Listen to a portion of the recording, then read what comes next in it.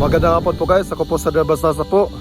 Nandito ako sa pinakamalawak na lote sa Barangay Batingil, Dumaguete City. So guys, kapag pupunta kayo dito po, makikita niyo po ang mga berde na mga grass at mga kahoy. So natural lang talaga ito na ingay, very relaxing.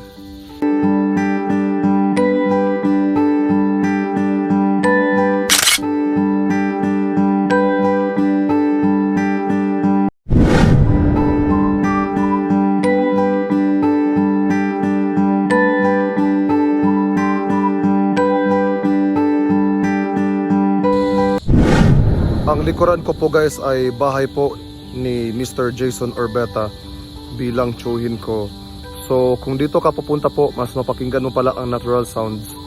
Bago sumapit ang gabi po, dito muna tayo manatili para malalaman natin kung gaano po kaganda ang tanawin.